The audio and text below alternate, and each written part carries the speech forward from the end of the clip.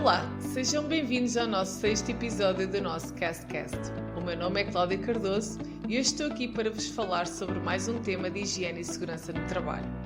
Hoje vamos falar sobre o novo Decreto 23 de 2024, Regulamento de Proteção contra Incêndios em Edifícios e Recintos.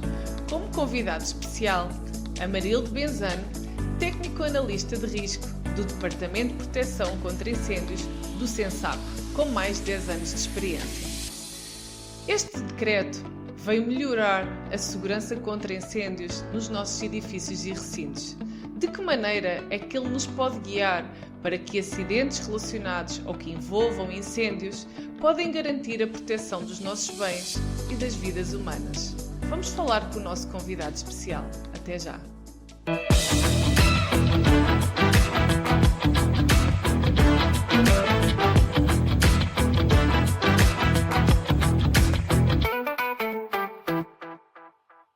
Bem, muito bem-vindo. Como está? Aqui o nosso engenheiro Amarildo Benzano, técnico analista de risco do Sensap, nomeadamente do Departamento de Proteção contra Incêndios. Muito bem-vindo aqui ao nosso podcast. Como se sente?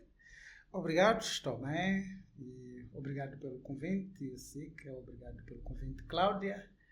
Então, acho que estamos aqui pelo menos para conhecer um pouco o regulamento. Muito bem. Bom, o nosso objetivo de hoje é justamente, como disse, apresentar o novo decreto 23 de 2024, um decreto que está já em vigor desde o ano passado, mas achámos por bem elaborar este tema justamente com o especialista desta matéria, do Sensap, para dar a conhecer aos estudantes e aos empresários um bocadinho de quais são os conteúdos deste instrumento legal. Antes de dar início a alguma especificidade com mais detalhe deste instrumento legal, eu gostaria de saber de si, de uma maneira geral, que outros instrumentos legais Moçambique tem para reger tudo isto que diz respeito à proteção contra incêndios, seja em edifícios ou recintos. Portanto, o que é que existe sobre matéria de proteção contra incêndios em edifícios em matéria legal em Moçambique? Relativamente à proteção contra incêndios em edifícios, neste momento, e o que nós temos é praticamente este regulamento. Este regulamento veio para... foi aglutinar, vamos assim dizer, vários regulamentos que existiam, mas de forma muito dispersa. Então, que também a sua consulta era um pouco difícil, porque tinha que ser buscar um artigo num regulamento, depois o outro num regulamento, e para evitar isso preferimos tudo quanto é matéria de segurança contra incêndios em edifícios e recintos aglutinar num único regulamento, para facilitar também a consulta, quer dos construtores, dos empresários, qualquer outro cidadão, bem como o próprio trabalho do Sensap, que é o fiscalizador, de saber onde ir buscar as coisas. É só um único dispositivo e só trabalha com os artigos, o dispositivo é único.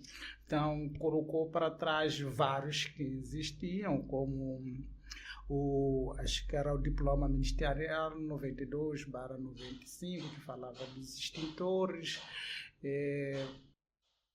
Havia também algum que era relacionado à higiene e segurança no trabalho, que iam buscar algumas coisas, e tantos outros que andavam. Esta matéria andava muito dispersa, então foi aglutinada aqui. Portanto, neste momento, quando falamos em matéria de proteção contra incêndios, o que nos recomenda é consultar o Decreto 23 de 2024. Sim, é o Decreto 23 de 2024. Pode-se ainda ter alguma coisa na Lei 7/2021, mas... este decreto é praticamente o fruto, é já a operacionalização da Lei 7/2021. Algumas matérias podem-se lá ir buscar, mas a grande parte, tudo quanto é proteção contra incêndios ou segurança contra incêndios, como se queira dizer, é praticamente aqui neste decreto 23/2024, de 22 de abril. Muito que bem. aprova o Regulamento de Proteção contra Incêndios em Edifícios. Só mesmo a título de curiosidade, nomeadamente até se calhar diria mais para os estudantes, para perceberem um bocadinho o histórico disto e quando tiverem a fazer os seus trabalhos, alertá-los que naturalmente podem sempre verificar o diploma ministerial, o de 95-92, que no fundo é um regulamento específico para a instalação e manutenção dos extintores. Contudo, este regulamento também fala dessa matéria e a Lei 7 de 2021. Mas, especificamente, entrando aqui no nosso novo decreto, diz que ele saiu em abril do ano passado, em abril de 2024, mas quando é que concretamente este decreto passou a entrar em vigor em Moçambique? Isto passou a entrar em vigor 90 dias depois, acho que sim. Portanto, estamos a falar de julho, mais ou menos. Exatamente, de julho, quando começou a ser implementado, exatamente, a entrar em vigor. De lá para cá, já estamos a usar. E é este que temos e já resolve grande parte daquilo que eram os problemas que tínhamos. Tire-nos aqui algumas curiosidades. Como é que foi chegar até este decreto 23 de 2024, este regulamento de proteção contra incêndios em edifícios? Foi um grande desafio. Como é que foi até culminarmos até abril de 2024, quando finalmente ele foi divulgado e devidamente aprovado? Foi de facto um desafio e levou também um tempo. Muito tempo? Acho que sim, uns 4 anos, uns 4 anitos, como os portugueses dizem. Pronto.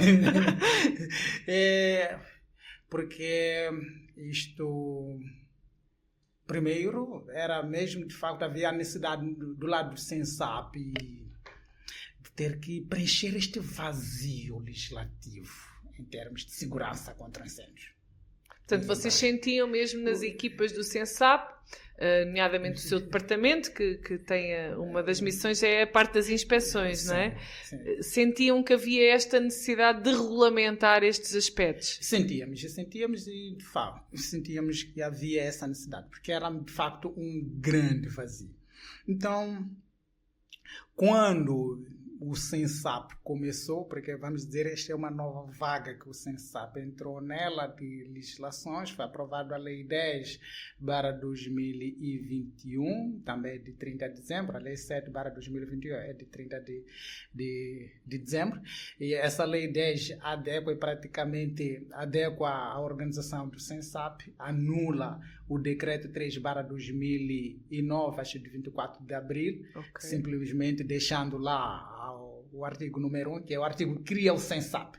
Então, mas o resto... Portanto, o que me está a dizer é que o próprio Sensap também sofreu uma reorganização. Exatamente. É nesta reorganização em que agora estamos nesta avalanche de legislações.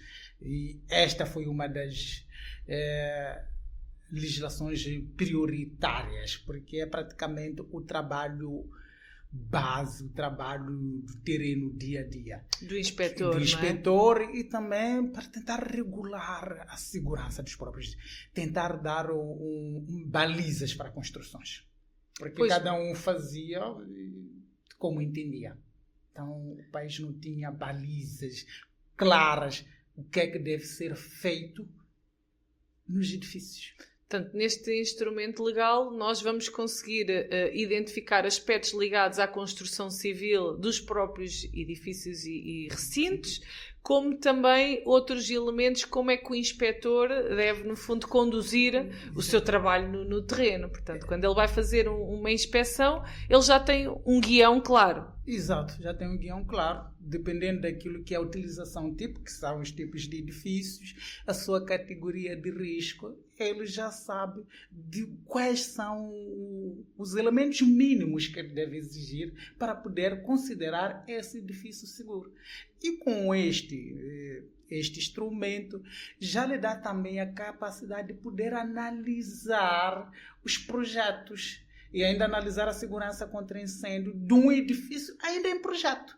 E o que no passado não tínhamos, porque era difícil juntar tantos elementos de incêndio em diplomas muito dispersos. Portanto, isto também, dentro destas reestruturações que foram existindo dentro do Sensap, para vocês próprios também foi um desafio, não é? A preparação das vossas equipas técnicas para terem conhecimento do próprio instrumento legal, para que as suas inspeções também sejam mais eficazes e que também tenham mais qualidade naquilo que realmente vão verificar nos edifícios. Também foi um desafio. Foi um desafio, ainda continua um desafio. Uma das coisas que fizemos, e está-se a fazer, é a formação dos inspetores ao nível do próprio Sensap. Um pouco antes de até o regulamento ser aprovado, nós, como Sensap, já formávamos os inspetores na linha deste regulamento. Portanto, aquele paradigma e muitas das vezes alguns conflitos que acabam por existir no terreno, quando os inspectores são confrontados com empresários ou responsáveis por edifícios de que acham que as equipas não sabem o que estão a inspecionar ou que não têm um instrumento legal ou que Moçambique não tem um instrumento que os oriente naquilo que são as características do próprio edifício ou como é que o mesmo deve estar organizado em matéria de proteção contra incêndios, neste momento isso acabou. Já acabou porque já temos para deixar mesmo bem claro a quem nos ouve que já teve o seu fim, porque já temos aqui um regulamento, os nossos inspetores já conhecem o regulamento, a sociedade também é convidada a conhecer. Eu ia lhe perguntar, como é que vocês têm feito para que esta mensagem, os conteúdos deste regulamento de segurança e proteção contra incêndios de edifícios, como é que tem chegado até às empresas? Portanto, até às empresas moçambicanas, como é que os conteúdos deste documento têm chegado até às empresas moçambicanas? De várias maneiras, mas uma delas que nós apostamos muito é o que nós chamamos de seminário com os pontos focais. E são seminários que são anuais. Esses seminários são feitos quer com empresas privadas ou públicas, quer com os ministérios. E uma das coisas é mesmo dar a conhecer estas matérias de segurança contra incêndio. E já falamos um pouco mesmo antes da aprovação disto, de algumas matérias dessas. Eu recordo-me que numa dessas vezes fui também um dos oradores e falei das medidas de autoproteção. Na base o que é que isto é escrito, de facto. Não tínhamos na altura, mas achamos que devíamos chamar a atenção, porque os edifícios já existem, as pessoas estão lá, estão a operar, então deve-se apelar para medidas de autoproteção para a vida desse próprio edifício. E o instrumento que recorremos foi este regulamento, embora era antes de ser aprovado. Tivemos que recorrer aos conhecimentos que o regulamento dá, para podermos dar. Está previsto neste momento, no ano 2025, já tem conhecimento de algumas datas para esses seminários ou para estas sensibilizações que vão dar em torno de matéria contra incêndios? Está alguma coisa prevista já para o ano 2025? Tá. Temos a campanha nacional de prevenção, que tem sido em maio, mas parece que este ano vai ser em junho. Portanto, alerta aí nas vossas agendas, junho de 2025. Exatamente. Essa campanha visa, muito em particular, para o cidadão, no seu dia a dia, para as residências, porque isto deve ser aplicado a partir de casa. A proteção contra incêndios deve ser aprendido a partir de casa. Nosso edifício deve estar seguro ao incêndio. Podemos não exigir extintores e tudo mais, porque é um edifício de habitação, primeira categoria de risco, uma utilização tipo 1 e tudo mais. Mas não se veda que essa pessoa tenha conhecimento do que fazer para evitar situações de incêndio. Que tipo de medidas de prevenção, não é? Pode adotar. De prevenção adotar para evitar que o seu património desapareça. Então, essa é uma das atividades que também são feitas anualmente. Falou num ponto muito importante, para as pessoas perceberem que tudo isto assenta para evitar perdas patrimoniais e humanas, vidas humanas. Então, esse é o nosso grande foco. Aquela nossa pequena casinha, ela nos interessa que permaneça por longos e longos anos. Que não seja um incêndio a consumir. E para que não seja um incêndio, então o SENSAP dá-se desta oportunidade de poder formar, sensibilizar as pessoas, casa a casa, fazendo demonstrações como é que um incêndio pode ser criado numa casa, mas também como é que pode ser evitado, ou então combatido na situação dele já ter surgido. Então, e temos o Seminário dos Pontos Focais só uma boa atividade. Exatamente, que é também mesmo para chamar a atenção aos gestores e aqueles que lidam com esta matéria de segurança contra incêndio nos edifícios, nas empresas, que há uma necessidade de sempre estar atento, porque o incêndio, quando aparece, destrói todo o património e destrói também as vidas humanas. E quais são as grandes mudanças que existiram de tudo aquilo que eram os instrumentos legais antigos para este novo instrumento legal? Que grandes mudanças é que este novo Decreto 23 de 2024 nos trouxe? Este decreto só nos trouxe ganhos. Primeiro, foi aglutinar os edifícios em grupos de edifícios, atendendo às suas finalidades. Nós temos neste decreto 13 utilizações tipo, não é? Eu chamo mais de 12 mais um. Pois. Exato. As 12 utilizações tipo já estão elas indicadas quais são. Portanto, quando fala em utilizações tipo, está a dizer que, por exemplo, as escolas, os hospitais, parques de estacionamentos, edifícios administrativos, eles têm uma classificação, é isso? Exato, tem a classificação. São essas 12, depois a 13ª nós deixamos para todo aquele edifício cuja classificação, dar um nome tal, é um pouco assim complicado. Mas vamos buscar o conhecimento que se tem relativamente à segurança contra o incêndio para poder aplicar. Então, temos isto. Então, um dos primeiros passos de entendimento deste instrumento e vamos imaginar, nós estamos aqui neste edifício, um dos primeiros passos é perceber que tipo de utilização tipo é. Que tipo de utilização tipo.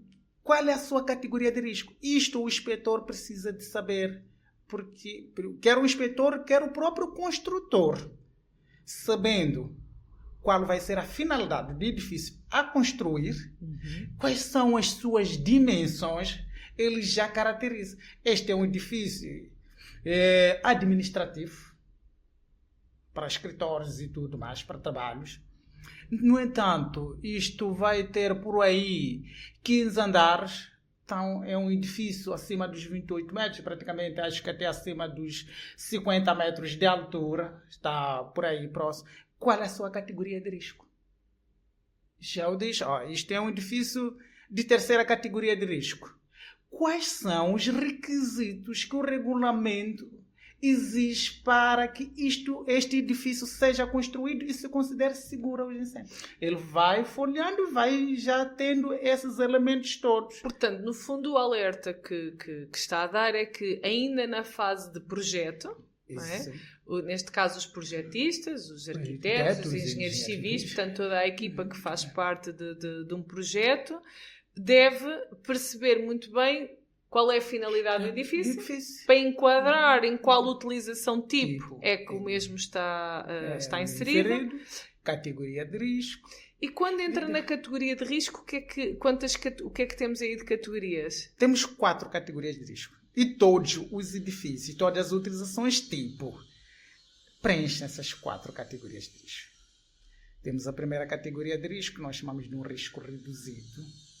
Assim, falando dos edifícios administrativos, ou então edifícios habitacionais, edifício até 9 metros, provavelmente até o 1º, 2º andar. Tudo isto está devidamente tabelado no decreto. Portanto, nós, estas medidas e estas dimensões, conseguimos... O anexo 3 do decreto, acredito que trata de facto já de tudo quanto são os requisitos para poder classificar em categoria de risco. E temos a segunda categoria de risco moderado, também estão lá. Esses edifícios, em termos de altura, vão até 28 metros. E temos a terceira categoria de risco. O risco é elevado. Já começa a dizer, o risco é elevado. Então, é preciso ter muita atenção, porque o risco já é elevado. Que é acima dos 28 metros, mas até aos 50 metros.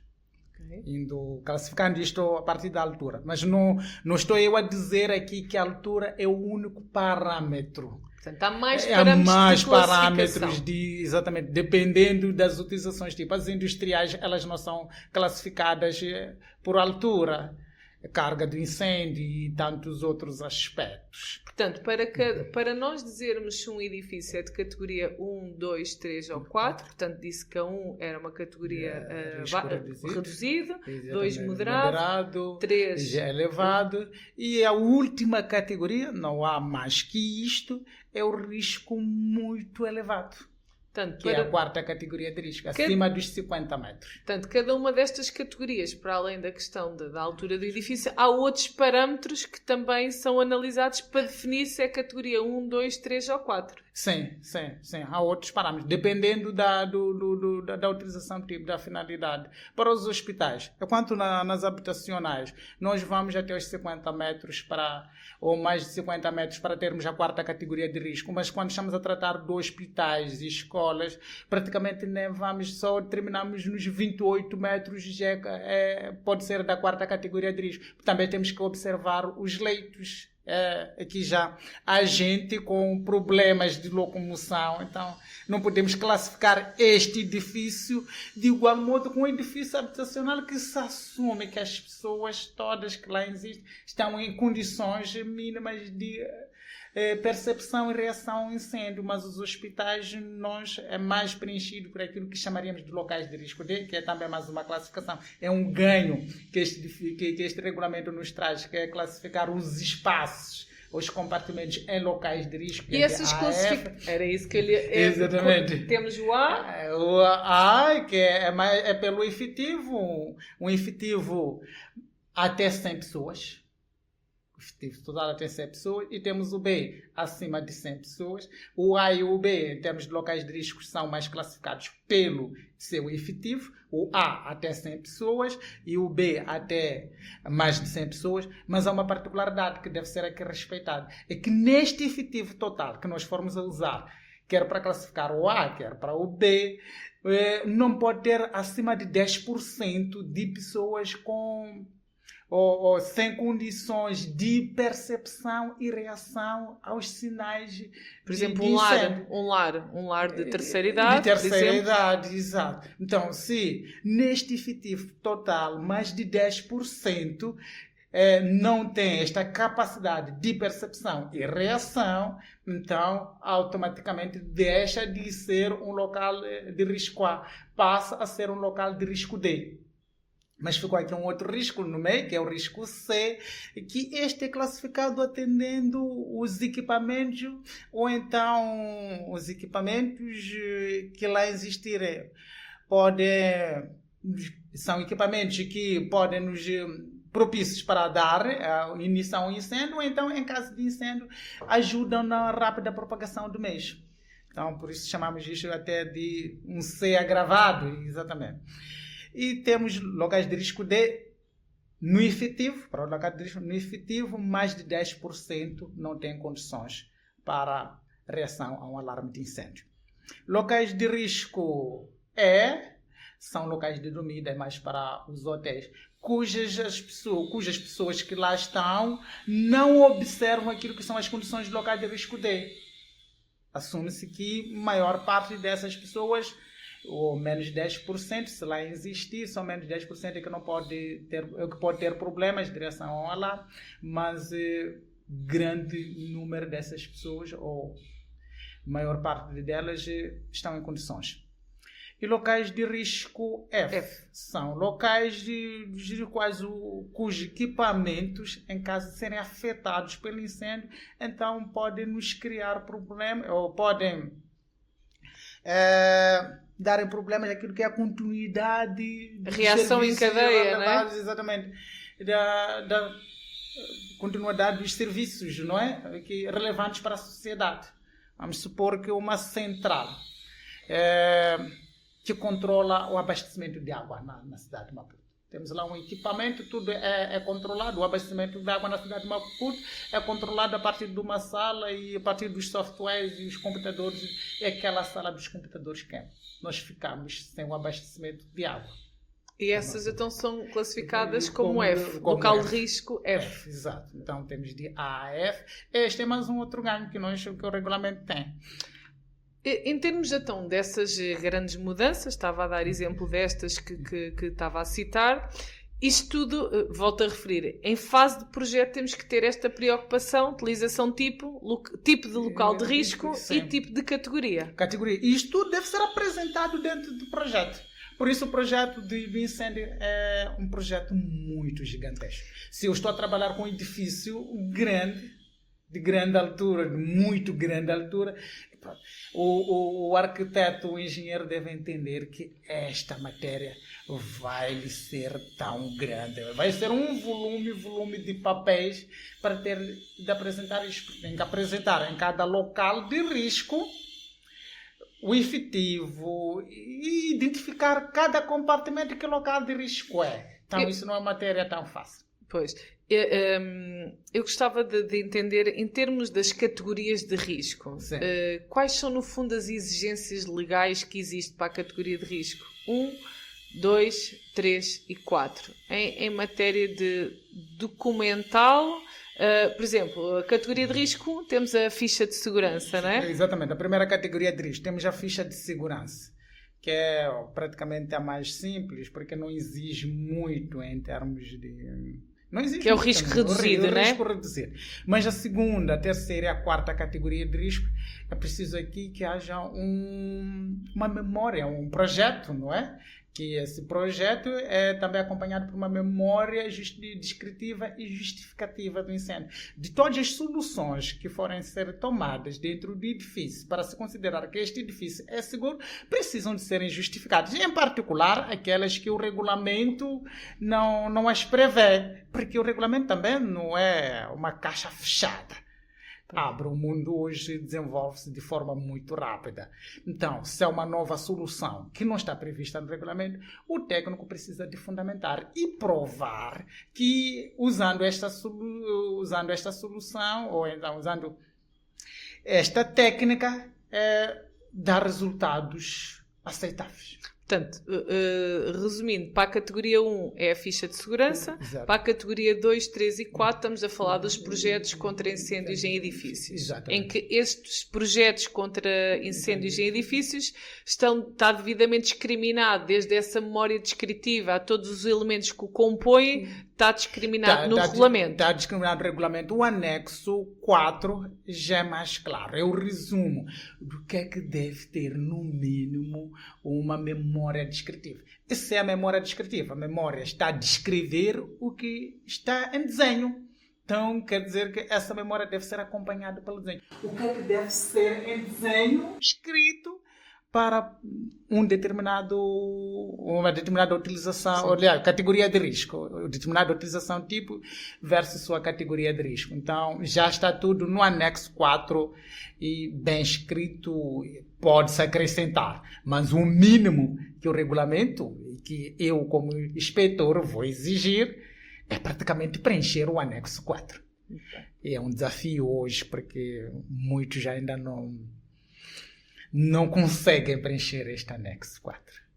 Antes de entrarmos, quem é que pode elaborar estes projetos contra incêndios em edifícios, percebemos no regulamento que todas as categorias há a obrigatoriedade de elaborar um plano de segurança interno. Sim. Na verdade, o que é isto do plano de segurança interno e quem é que então depois os pode elaborar de acordo com as categorias? São aqui duas perguntas. O plano de emergência interno é praticamente todas as medidas, não é, a serem levadas durante o funcionamento do edifício, mas que mantenham este edifício seguro contra um incêndio. Portanto, no fundo é já após a construção do edifício, Exato. é no fundo dizer como é que como é que o edifício está organizado em termos de matéria contra incêndios. Qual deve ser o comportamento das pessoas para poderem manter este conjunto, quer dos equipamentos bem conservados nos locais e em uso e prontos para usar caso seja necessário. Quem são os que podem fazer isto? O regulamento é claro, já indica, acredito que é o artigo, já não estou a ver, artigo 16, 17, por aí. Mas está bem, ele nos faz aqui referência aos engenheiros civis, aos arquitetos e todo aquele pessoal que tenha conhecimento, mas que este conhecimento quer seja reconhecido por uma das ordens, quer dos engenheiros civis, quer dos arquitetos, ou então o próprio Ministério das Obras Públicas, ou reconhecidos mesmo pelo SENSAP. Então, estas pessoas se reúnem a estas condições, já podem elaborar. Isto não é qualquer pessoa, não é um achar que pode fazer e fazer, não. Isto é de facto... Tem que ser alguém com qualificações para tal. Por isso, o regulamento indicou quais são as pessoas que entendem que têm qualificações para o poderem fazer. Portanto, para elaborar projetos, neste caso, os planos de segurança internos, de acordo com a categoria 1 e 2, portanto, estamos a falar, por exemplo, de técnicos de construção civil, se podem executar o plano. Podem executar. E para as categorias mais 3, elevadas... 4 é mesmo para os arquitetos e engenheiros. E devidamente reconhecidos. Na ordem, exatamente, nas devidas ordens. Nas devidas ordens. Portanto, não é qualquer... Não é qualquer... É engenheiro, tá, mas está bem, não está inscrito na ordem, então está por lei, por este regulamento, proibido de fazer isto e apresentar para o SENSAP. Sabemos que para a terceira e quarta categoria, um dos documentos é a questão do plano de emergência interno que deve ser elaborado. Neste momento, quais são, e que esse documento deve ser devidamente aprovado pelo SENSAP. Sim. Quais são neste momento os mecanismos que existem para esta aprovação? Como é que as empresas efetivamente devem fazer chegar este documento até ao SENSAP? Como é que é este mecanismo de aprovação por parte do SENSAP? O documento já inscrito, ele é levado ao SENSAP, é depositado na secretaria do SENSAP. E depois a secretaria encaminha. E todos esses ligados aos incêndios, à segurança contra incêndios, vão cair ou vão desaguar no Departamento de Proteção contra Incêndios.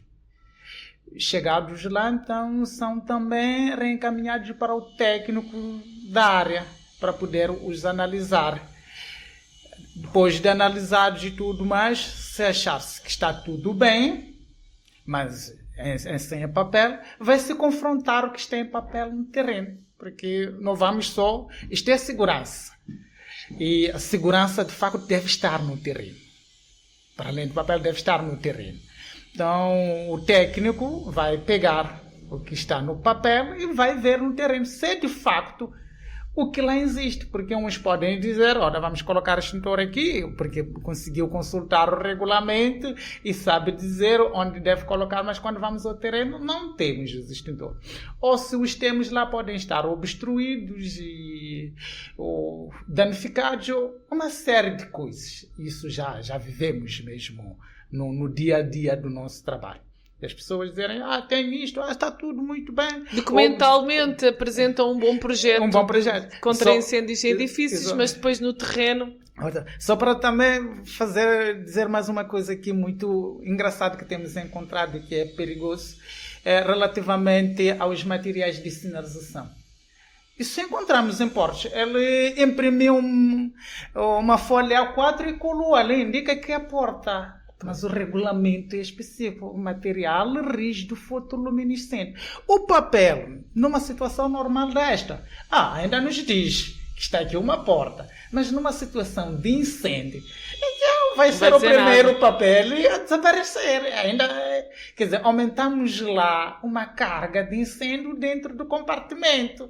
sem nos apercebermos. Então, precisamos ter esse material, porque durante a combustão, todos os locais praticamente ficam eles enfumados. A visibilidade é reduzida, muito diminuta, e o material fotoluminescente, esse já reflete-se no escuro.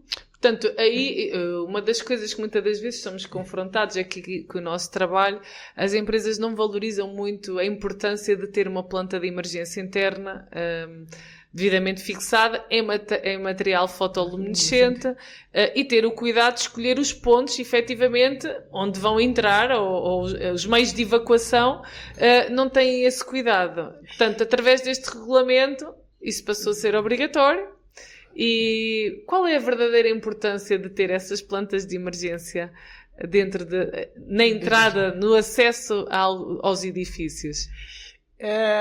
Isto é mais a segurança dos próprios, quero dos funcionários e quero daqueles que podem lá estarem para solicitar algum serviço. E para as equipas de emergência externas também é importante uma planta de emergência? É importante, sim. Por quê? Porque as plantas de emergência nos indicam onde é que estão os equipamentos de segurança, onde é que estão as portas de evacuação. E isto, quero mesmo, as equipas externas precisam. Olha, estou neste piso. Vou para a direita, vou para a esquerda. O que é que tenho? Eu preciso de uma mangueira. Onde é que está a mangueira? Por exemplo, onde está a boca? Essa equipa externa, vamos só para quem nos ouve, para ser uma linguagem mais... Um bombeiro, o bombeiro, exatamente. O bombeiro chegou. O bombeiro não é o dono do edifício, mas ele precisa, naquele momento que está no edifício, informar-se. O edifício precisa de lhe conduzir. E o que lhe conduz são este plano. Que ele diz, olha, você está aqui no segundo piso. E no segundo piso, à tua direita, passando 2 portas, tem uma mangueira. Por exemplo. Exatamente. E tem um extintor de pó, tem um extintor de CO2. Dependendo daquilo que o tipo de incêndio e tudo mais, o tipo de equipamento que ela precisa, pode recorrer àquele equipamento. Mas sem esta planta, ela não sabe onde é que os dispositivos estão. Os dispositivos estão no edifício, mas não estão sinalizados. Então, a planta já nos diz a sua localização e lá onde estiver o dispositivo também deve estar sinalizado. Porque a sinalização, eu digo, é um chamariz. Porque ele vai estar visível mesmo no fumo. Sim. Então já sabe dizer, olha, está ali um sinal de extintor, então debaixo daquele sinal tem um extintor. Eu posso usar para ajudar. Debaixo daquele sinal tem uma mangueira. Então, até mesmo os bloqueios das fontes de energia principais também, que às vezes também é importante saber. Sim. Tenho ali um quadro elétrico e preciso de cortar a corrente, porque eu não posso deixar isto ainda continuar a aumentar. Então, vocês já estão a sentir que, através de engenheiros civis, arquitetos, que este regulamento já está a impactar muito nas atividades deles, já estão a começar a sentir esse movimento de dúvidas ou de colocações acha que está a impactar muito estas duas áreas, estas duas atividades, os engenheiros civis e os arquitetos? Está a impactar, mas o que tem acontecido, este ano é um ano atípico e é o primeiro ano que está. Mas isto está a impactar por quê? Porque somos confrontados no SENSAP com estas dúvidas. Agora, o que é isto? Ele submete um projeto e ali já dizem logo, isto é para um parecer. E o que ele quer é um parecer favorável. E de repente, olha, alto aí, isto não reúne o anexo 4. Veja o anexo 4, o que é que diz? Temos a paciência de até dizer, olha, veja o anexo 4, sigam o anexo 4. Mas está já a acontecer terem abordagens de engenheiros que ainda nem conhecem este decreto? Tem. E que são surpreendidos já lá por vocês? Exatamente, são surpreendidos. Agora, isto chama de gestão onde escrito. Porque ainda existe aquela mentalidade de que não há nada escrito. Não, está aqui um decreto. Então, está bem, mas agora o que é que eu faço? E vocês estão a orientar. Decreto, exatamente, leia o decreto, veja o que é que o anexo 4 diz. Se há alguma dúvida, pode nos consultar. Estamos aqui para ajudar naquilo que for necessário, porque é nossa, de facto, missão de podermos ajudar o cidadão.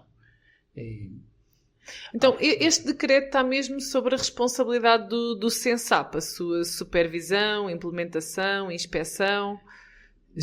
Neste momento, sim, o Sensap é a única entidade que lida, vamos assim, no seu dia a dia, o seu ADN é mesmo essa proteção contra incêndios em várias vertentes. Então, é mesmo o Sensap que está a tratar deste... Como é que está a ser, no fundo, o papel dos inspectores neste momento no terreno para garantir a correta implementação deste regulamento?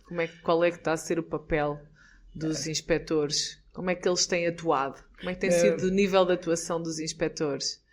É um papel, eles têm atuado de forma positiva. Neste momento, embora o regulamento preveja sanções, mas atendendo que este é o primeiro dispositivo que nós temos para este Moçambique como nação e tudo, mesmo que esteja em vigor, devíamos já estar a aplicar as multas, demos um tempo para sensibilizar, porque não é nossa intenção só também andar a multar. A grande nossa intenção é vermos o incêndio, se possível, zero.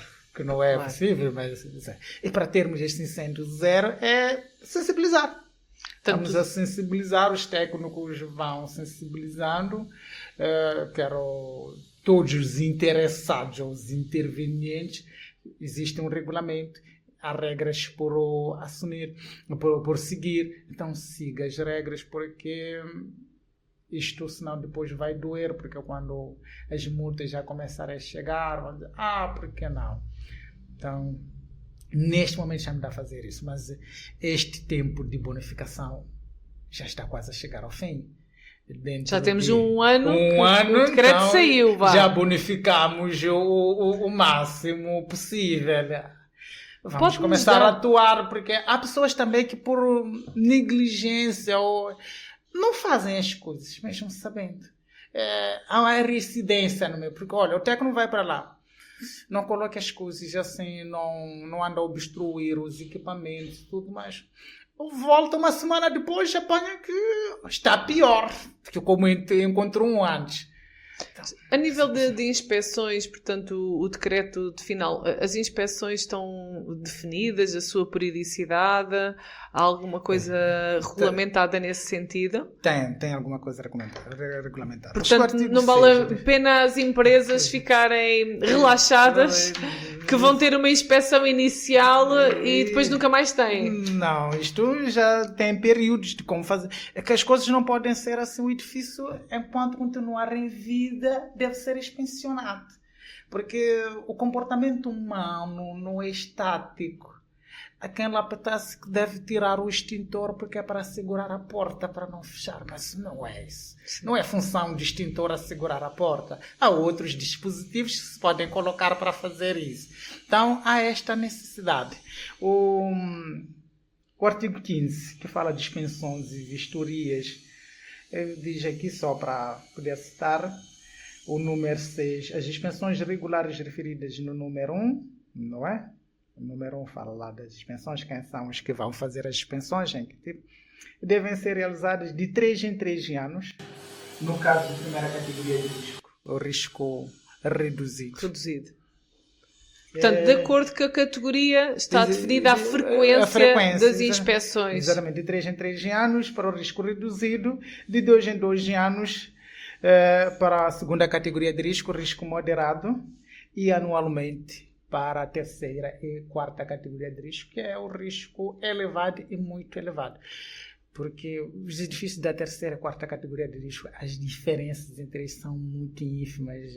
Então, precisam também de uma atenção, porque são edifícios já com um outro Isto risco. A nível de planeamento do Sensap, vocês também tiveram que alterar e melhorar muito a vossa metodologia de trabalho para poder começar a programar estas inspeções de acordo também com essas frequências que estão aí definidas no regulamento. Mas só para acrescentar, isto não nos veda a possibilidade de fazermos a primeiro, não é? Mesmo que seja talvez de 3 em 3 anos, olha, este é o primeiro dia que nós chegamos a um edifício, vamos assim, de primeira categoria de risco, e deixamos lá recomendações. Então, dentro, temos o direito de vir depois de algum tempo, provavelmente um mês, vamos dar um tempo para regularizar, para ver se de facto aquilo está bom ou não. Se melhorou, faça as vossas recomendações. Nossas recomendações. Se estiver já melhorado, aí começa a contar o tempo dos 3 anos. Se não está melhorado, e por questões às vezes de negligência, vamos recorrer ao artigo 310, 311 para as sanções. Para as sanções.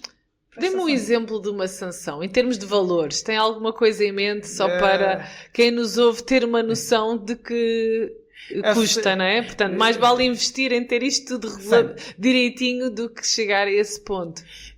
Assim, não posso dizer que praticando esta infração a verdadeira sanção é esta, mas as nossas sanções partem elas de um salário mínimo. Não estou a ver o limite, mas o mais baixo, acho eu, se não estou equivocado, é um salário mínimo. Ok. E dependendo da gradação, né? da questão da penalização, exatamente, vai aumentando. De 4ª categoria de risco, a sanção é também de 4ª categoria de risco. Vamos assim dizer, é mais elevada, porque o risco também é elevado. Falámos aqui muito desta questão da organização dos projetos, ainda na fase de projeto, dos projetos contra incêndios em edifícios. Falámos também aqui da questão dos planos de emergência internos. Há alguma coisa definida neste regulamento sobre a realização de simulacros? Sim. Acho que o artigo 213, se a memória não me falha, porque é onde termina a parte geral do regulamento, temos lá a periodicidade para os simulacros, atendendo também a categoria de risco. A categoria de risco. Periodicidade da realização dos simulacros, exatamente. Atendendo categoria de risco, utilização tipo. Isso já está tudo aqui. Da 4ª categoria... Um exemplo ou dois, por exemplo. Porque exatamente. Também há muito encontramos muitas situações que as empresas não entendem a verdadeira necessidade de realizar simulacros. Portanto, sim, a verdadeira importância, numa primeira fase, de ter esta documentação e estes mecanismos de evacuação e essas medidas de autoproteção devidamente definidas, a questão da formação das equipas de emergência, que no fundo serão as equipas de primeira intervenção, e depois culmina com a questão da realização de simulacros. Então, o que é que a lei nos diz sobre a realização dos simulacros? Os simulacros, primeiro, é para testar quer a prontidão das próprias equipas de intervenção lá no edifício. Testar os vários equipamentos que lá existam. Por exemplo, os alarmes, tudo. Será que este alarme, será que os detectores estão em funcionamento? Porque vai se colocar aqui um incêndio hipotético, uma situação de fato de que as pessoas dizem, ei, isto é um incêndio. Então, vamos testar tudo isto. A prontidão, vamos assim dizer. Quer do edifício, quer das pessoas. A eficácia de todos os recursos, sejam eles humanos, seja a parte tecnológica. Exato. Então, dependendo da categoria de risco e da utilização tipo, vamos assim falar da utilização tipo 3, de 4ª categoria de risco, é de 1 em 1 ano. Portanto, anualmente. Os administrativos, exatamente, de 4ª categoria de 4ª categoria de risco, exatamente, de 1 em 1 ano, são obrigados a terem de fazer um simulacro. Para testar este plano de emergência interno, se está funcionando ou não. E corrigir o que não estiver muito bem. Para todas as utilizações tipo, está definida na legislação, sim, a necessidade de realizar simulacros? Portanto, não há nenhuma utilização tipo que não tenha que realizar simulacros. Todas têm... Exatamente, realizam simulacros. É só consultar, ver a sua categoria, de facto, se ela enquadra-se ou não. Porque, por exemplo, as utilizações tipo 1 é só 4ª categoria de risco. que realizam os simulacros de 2 em 2 anos. Então, para as outras categorias de risco, o regulamento não prevê. E o que deve fazer os detentores, os proprietários, ou então os homens ligados à segurança do edifício, é observarem que tipo de edifício no qual eles estão, qual é a categoria de risco e qual é a periodicidade, para ver qual é o tempo que tem para realizar os simulacros. Para testar a eficácia das equipas e dos equipamentos e tudo mais. Das saídas de emergências, então, escadas também, porque nós até colocamos flores, vasos ao longo das escadas. Sabemos que é para deixar tudo bonito. Uma dessas, só não vou dizer onde, mas numa dessas vezes que o Isidro, que está aqui comigo a assistir também, me acompanhou, ele esteve nessa vez. Estávamos a discutir ali, como é que é? É um setor público, vamos assim dizer, que nos chamaram para fazermos uma análise de risco. Fomos lá fazer a análise de risco e nos pediram para que apresentássemos ao coletivo as nossas análises e tudo mais. E criticamos essa situação dos vasos nos corredores, nas portas. E, vamos assim dizer, a chefe máxima lá: mas os vasos, um edifício sem flores não tem vida. Deixa ver. Sim, reconhecemos, é preciso dar vida, de facto, isso deixa bonito e tudo. Mas é uma questão de segurança, que se o vaso está ao longo dos caminhos de evacuação, coloca em perigo qualquer um. No dia a dia nós sabemos que tem um vaso ali, vamos o contornar.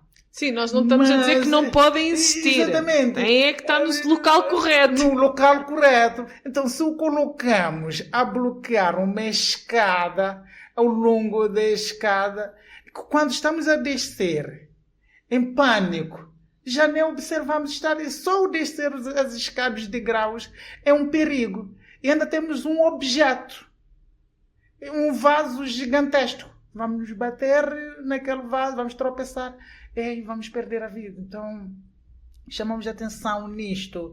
Vamos deixar os nossos edifícios, de facto, bonitos? Sim. Mas devemos saber onde colocar. E o regulamento já diz como é que devem estar organizados os caminhos de evacuação. Quer os corredores, são os caminhos horizontais, quer os caminhos verticais, são as escadas. Como é que devem estar organizadas? Então, aqui não há colocar vasos, se são árvores de Natal, também já recomenda-se. Como é que vamos colocar isto?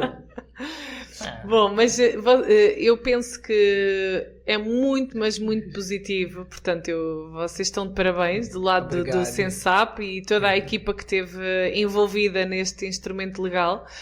Nós, enquanto equipas que atuamos também muito na área de higiene e segurança de trabalho, damos muitas boas-vindas a este instrumento legal. Muito obrigado, Cláudia. Tínhamos muitas das vezes esta confrontação com as empresas de não quererem, mesmo que fosse uma boa prática, que as pessoas até soubessem que era uma boa prática ter estes documentos e estas formações e estes simulacros, tudo isto devidamente descrito e delineado, não valorizavam. Portanto, é muito bem-vindo este instrumento legal.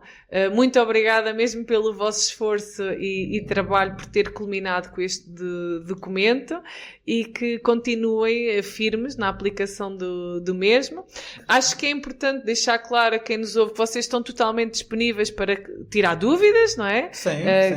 Aliás, quando lhe falei na questão da inspeção, deixou claro que estão nesta fase ainda num papel de sensibilização às empresas e à população, portanto não estão num caráter já de punição da falta de cumprir com alguma das coisas do instrumento.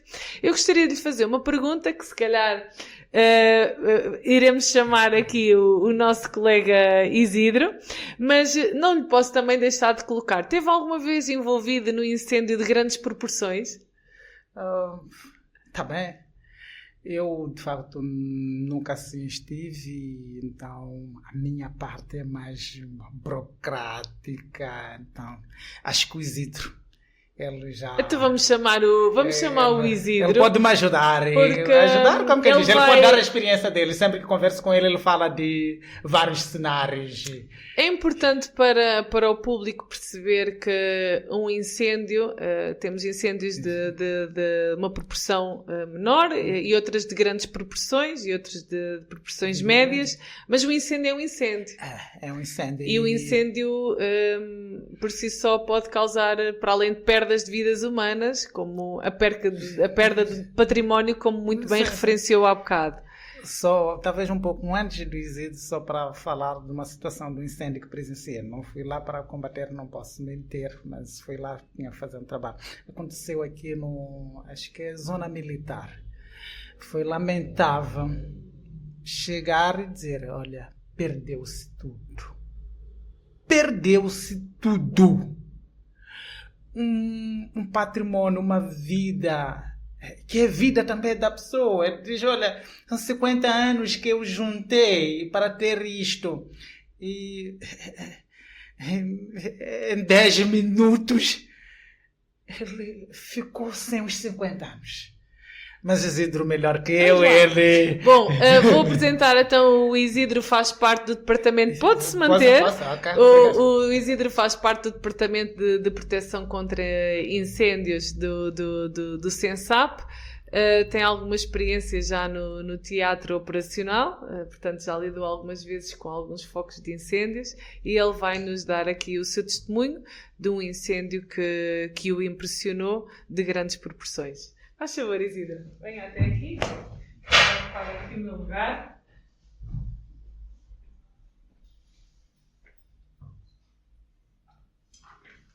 Então, Isidro, conte-nos lá qual foi uma experiência marcante que teve do incêndio de grandes proporções, um episódio que eu tivesse mesmo marcado, que quero deixar aqui como testemunho ao público.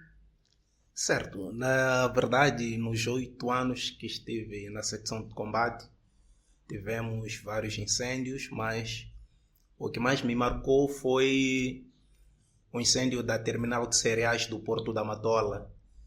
Ficamos mais de 78 horas a combater aquele incêndio e com mais de 20 corpos carbonizados que tivemos que fazer o resgate. Então marcou-me muito, principalmente pelo número de vidas humanas perdidas no mesmo incêndio. Então ficou na memória, é daqueles incêndios que aprendi muito, cresci muito do ponto de vista profissional e está gravado mesmo na minha memória. Isso foi em que ano que decorreu, recorda-se? 2000 entre 16 ou 17. 2016 ou 17, por aí. Mais algum que nos queira deixar como testemunho que também o tivesse marcado? Ultimamente, como é que tem-se registado focos de incêndios ao longo do país, em empresas? Como é que tem estado essa estatística? Bom, a nível das empresas, os incêndios têm vindo a reduzir por conta do trabalho que o Sensap tem vindo a fazer, a expansão, sensibilização, mas temos um outro grande problema que vai surgindo, que não está no nosso controle, que são os incêndios nos mercados. Ultimamente, a nível nacional, este indicador vem crescendo e por conta disto, o Sensap criou um novo projeto que se chama Projeto Mercado Seguro. O Sensap agora está a trabalhar com os gestores de mercados, está a trabalhar com os vendedores dos mercados, no sentido de estarem capacitados para fazerem face à primeira intervenção de incêndios no mercado. Então, é um pouco disto. Uma excelente iniciativa. Bom, eu vou continuar deste lado, mas vou-vos agradecer muito a vossa participação. Não sei se algum de vocês quer deixar mais alguma palavra final antes de encerrarmos oficialmente.